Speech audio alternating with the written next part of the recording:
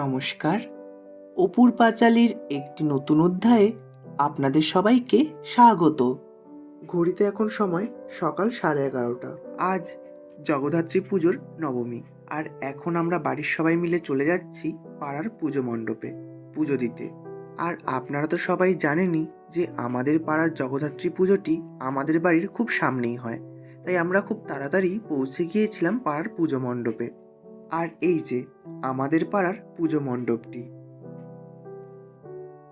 তো চলুন এবার মণ্ডপের ভেতরে যাওয়া যাক।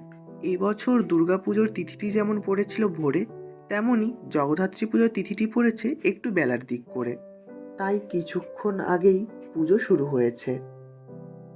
আমাদের বাড়ির থেকে আনা 108টি বেলপাতার মালা এখন মা জগদ্ধাত্রীর গলায় পরানো হচ্ছে। সবার সমস্ত মালাগুলো মাকে পরানোর পর মাকে অপূর্ব লাগছিল। আর আপনারা তো জানেনই যে আমাদের পাড়ার জগদ্ধাত্রী পুজো বেশ বড় করেই হয়। এবছর আমাদের পাড়ার জগদ্ধাত্রী প্রতিমাটি তৈরি হয়েছিল বিভিন্ন জরির কাজের ওপর।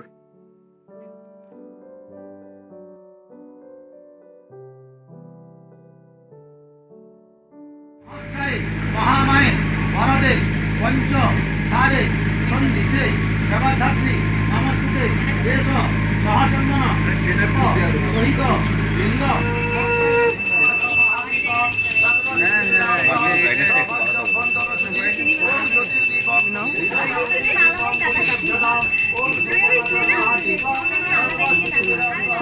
আমাদের পাড়ার এই জগদ্ধাত্রী পুজোটি ছাড়া আরও একটি জগদ্ধাত্রী পুজো হয়ে থাকে। সেই জগদ্ধাত্রী পুজোয় কুমারী পুজো হয় নবমীর দিন, তাই এখন কুমারী মাকে নিয়ে যাওয়া হচ্ছে সেই পুজোর মণ্ডপটিতে।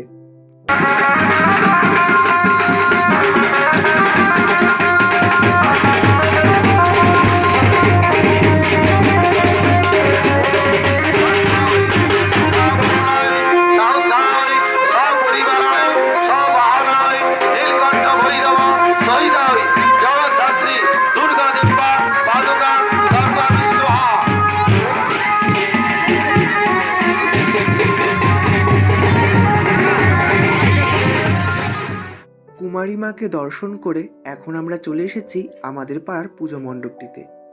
আমাদের পাড়ার পুজো মণ্ডপের অঞ্জলি হয়ে গেছে, আর এখন চলছে হোমের জন্য প্রস্তুতি। আমাকে যেভাবে নির্দেশ দেওয়া হয়েছে আমি সেভাবেই বালির উপর আবির দিয়ে রঙ্গোলির মাধ্যমে একটি যন্ত্র এঁকে নিচ্ছিলাম। প্রাচীনকালে এই রকম বিভিন্ন যন্ত্রের মাধ্যমেই পূজা হতো, আর আমার আঁকা এই যন্ত্রটি কেমন হয়েছে তা অবশ্যই কমেন্ট করে জানাবেন।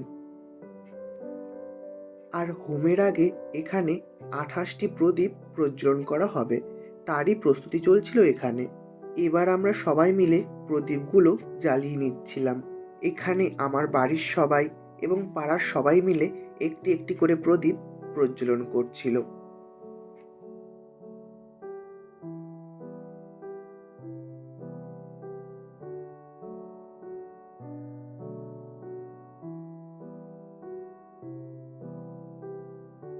আর এরপর শুরু হলো বলি পূজা।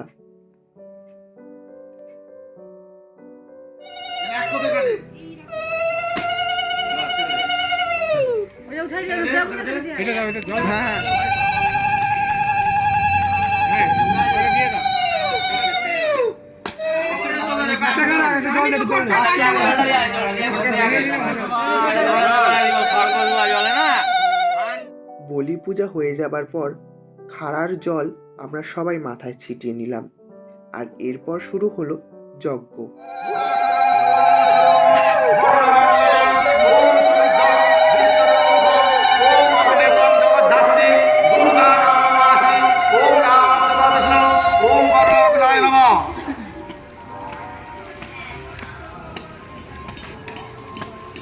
এতে গন্ধপুষ্পে ওম জগদ্ধাত্রী দুর্গা দেবতা নামাগ্নে নমঃ এসো ধূপ।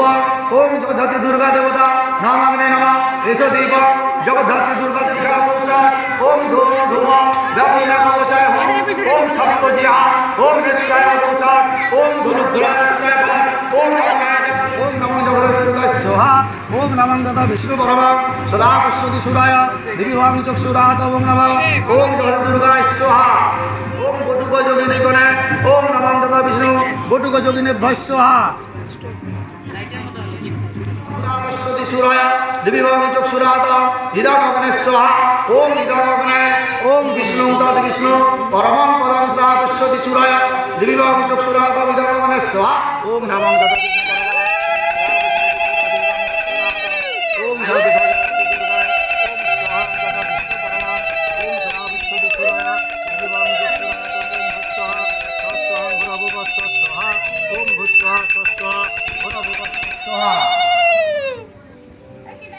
আর এখানে আমার মা, সেজো মামি, বড় ভাই, ছোট ভাই এবং পাড়ার সবাই বসে রয়েছে।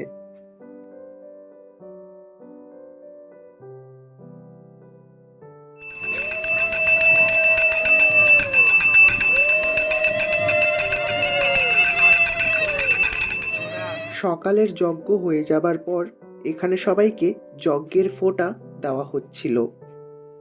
সকালের পূজা শেষ হয়ে যাবার পর আমরা সবাই বাড়ি ফিরে এসেছিলাম। আর এখন সন্ধেবেলায় আমাদের পাড়ায় যে মহাযজ্ঞটি হয় সেখানেই আমরা সবাই চলে যাচ্ছি। আর এই দেখুন, আমাদের পাড়ার রাস্তাটিকে কি সুন্দরভাবে লাইটিংয়ের মাধ্যমে সাজিয়ে তোলা হয়েছিল।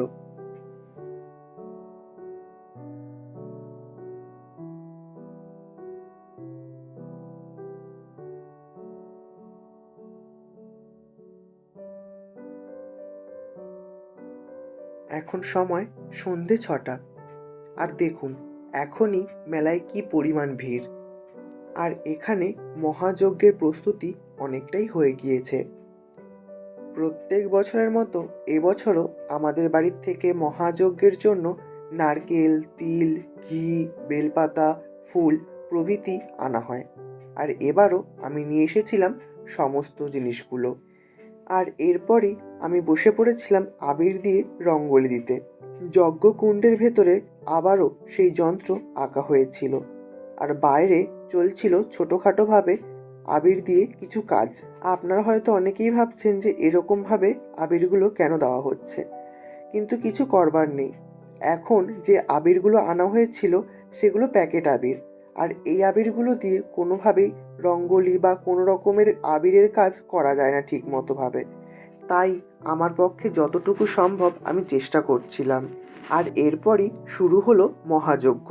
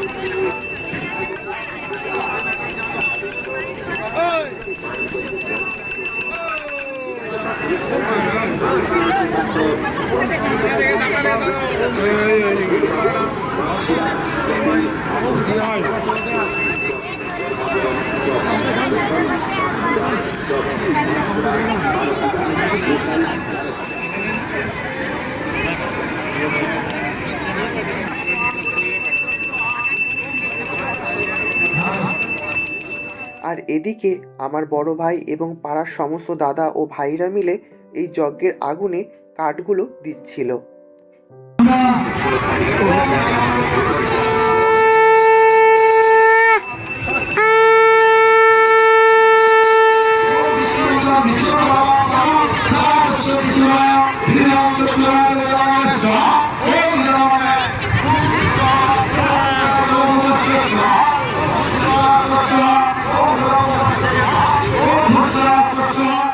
আর এদিকে বাইরে চলছে যজ্ঞ।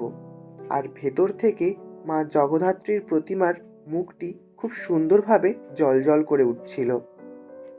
আর মহাযজ্ঞের এই পবিত্র অগ্নিশিখায় বিনষ্ট হোক সমস্ত পাপের, এই কামনা করি মা জগদ্ধাত্রীর চরণে।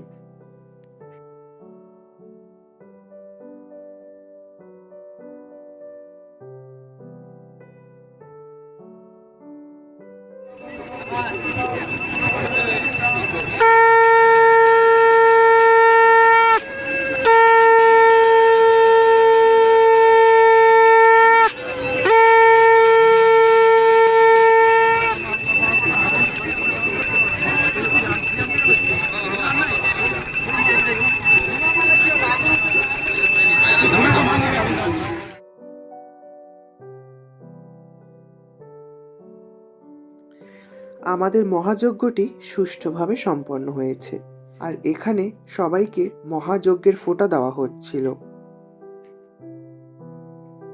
আর আমাদের পাড়ার জগদ্ধাত্রী পুজো মানে মেলা তো বসবেই। তো চলুন এবার মেলা থেকে একটু ঘুরে আসা যাক। আর প্রতি বছরের মতো এবছরও আমাদের মেলাতে প্রচুর দোকান বসেছিল। আর বাচ্চাদের খেলনার দোকানের তো কথাই নেই, প্রচুর পরিমাণে বাচ্চাদের খেলনার দোকান এখানে বসেছিল। আর প্রত্যেকটি খেলনা দোকানের সামনে প্রচুর বাচ্চাদের ভিড়। আর এখানে আমার বাড়ির সবাই মিলে এই দোকান থেকে কাপ আর প্লেট কিনছিল। প্রত্যেকটি দোকানের সামনে বাচ্চাদের এমন ভিড় দেখে আমার নিজের ছোটবেলার কথাই মনে পড়ছিল বারবার। ছোটবেলায় মায়ের কাছে বিভিন্ন বায়না যে এই খেলনা চাই, ওই খেলনা চাই, সেগুলো সবটাই মনে পড়ছিল বারবার আমার। আর এদিকে বসেছিল বিভিন্ন গল্পের বই, ফটো এবং স্টিকারের দোকান। ছোটবেলার মতো এখনও প্রত্যেকটি গল্পের বই দেখলেই এখনও দাঁড়িয়ে পড়ি সেই দোকানের সামনে। আর গল্পের বইয়ের অপোজিটেই ছিল এই বিভিন্ন রকমের আংটির দোকান। আর চারিদিকে প্রচুর খেলনার দোকান। আর খেলনার দোকানের সামনে প্রত্যেকটি বাচ্চার কান্না এবং আবদারগুলো আমার কানে বারবার ভেসে আসছিল।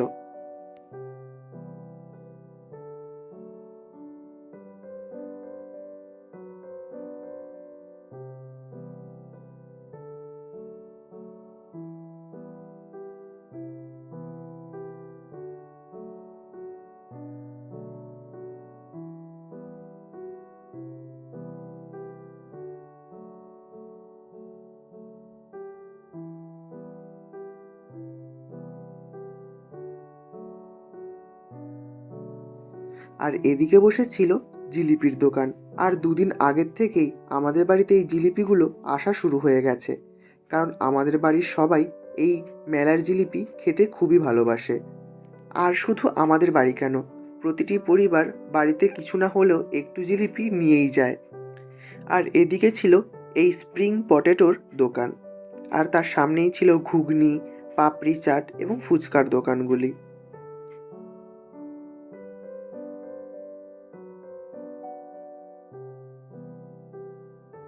আর এই খাবারের দোকানের সামনেই বসেছিল বাচ্চাদের চড়ার বিভিন্ন গাড়ি ও দোলনাগুলো।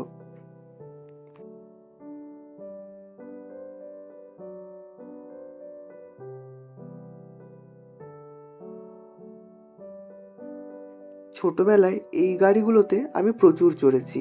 এক কথায় বলতে গেলে বলতে হয় যে এই গাড়িগুলো দেখলে আমার ছোটবেলার কথা মনে পড়ে যায়।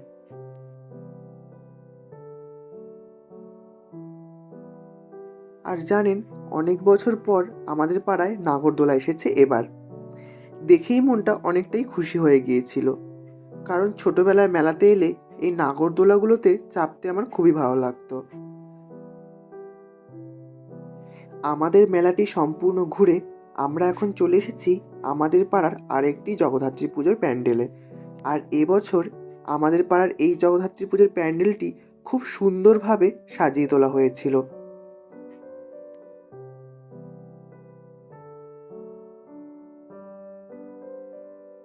প্যান্ডেলটির সামনে দেওয়া হয়েছিল বড় করে খুব সুন্দর একটি রঙ্গোলি, আর তার সামনেই ছিল সদ্য প্রয়াত রতন টাটাজির একটি ছবি। আর এই ছবির মাধ্যমে সবাই তাকে স্মরণ করেছেন এবং তার প্রতিকৃতিতে মাল্যদানের মাধ্যমে তাকে সম্মান জ্ঞাপন করেছেন।